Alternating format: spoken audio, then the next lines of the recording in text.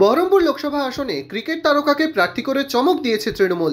প্রতিদ্বন্দ্বী প্রার্থী ইউসুফ পাঠানকে নিয়ে কি বললেন বহরমপুরের বিজেপি প্রার্থী ডক্টর নির্মল কুমার সাহা। দেখুন, যে কোনো ভারতীয় যে কোনো জায়গায় নির্বাচনী কেন্দ্রে দাঁড়াতে পারে। সুতরাং আর সেই দলের নেতৃত্ব ঠিক করবে কে কোথায় দাঁড়াবে। যে কোনো ভারতীয় যে কোনো জায়গায় দাঁড়াবে, আমাদের মধ্যে কিচ্ছু বলার নেই। নেতৃত্ব ঠিক করে আর মানুষটা ঠিক করে কোথায় দাঁড়াবে।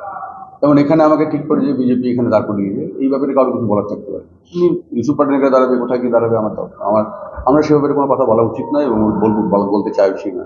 আমি একটা কথা বলছি যে এখানে আপনারা সবসময় একটা কথা ভাবেন যে আমি নাকবিজি যেটা বললেন, সবসময় আমরা একটা সেকশন অফ পিপুলকে, একটা রিলিজিয়ন অফ পিপুলকে সবসময় মনে করি যে তারা বুদ্ধিহীন, তাদের বুদ্ধি নেই, তাদের যা বলা হবে তাই করবে, তাদের ধর্ম দিয়ে যা বলবে তাই করবে।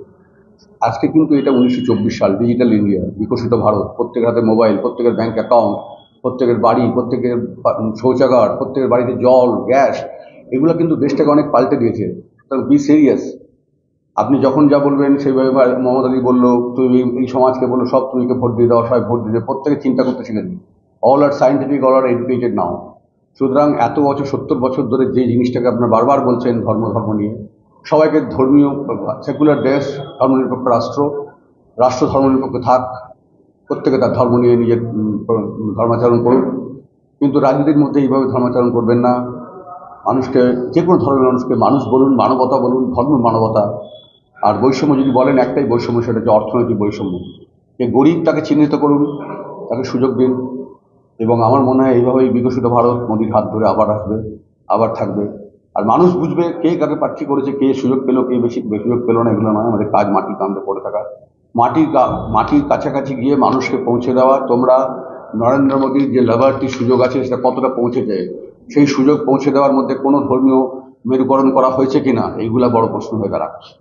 আর কে ক্যান্ডিডেট হয়েছে না ক্যান্ডিডেট হয়েছে আমাদের কাছে কোনো প্রশ্ন নয়। যে যার পার্টিতে যে কোনো ভারতীয় যে কোনো জায়গায় দাঁড়াতে পারে, এর সঙ্গে আমাদের সুবিধা অসুবিধা কোনো ব্যাপার। আমরা মোদিজির সৈনিক হিসেবে, আর এখানে আমাকে আমি এই মোদিজির সৈনিকের মধ্যে আমি সামনে আছি, আমি সেনাপতির মতো। আমি লড়াই করব। আমি এই লড়াইয়ের, সেনাপতি কখনো ময়দান ছেড়ে পাড়াই না, আর ওই রকম আত্মতুষ্টিতে ভোগে না যে এই একজন প্রার্থী হয়েছে সুতরাং আমি খুব সুযোগ পেয়ে গেলাম।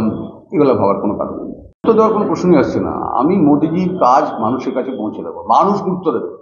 মানুষ ঠিক করবে নরেন্দ্র মোদীকে তারা আনবে না রাহুল গান্ধীকে আনবে না মমতাকে আনবে, এটা পরিষ্কার কথা। এর মধ্যে গুরুত্ব দেওয়ার তো কোনো প্রশ্ন নেই।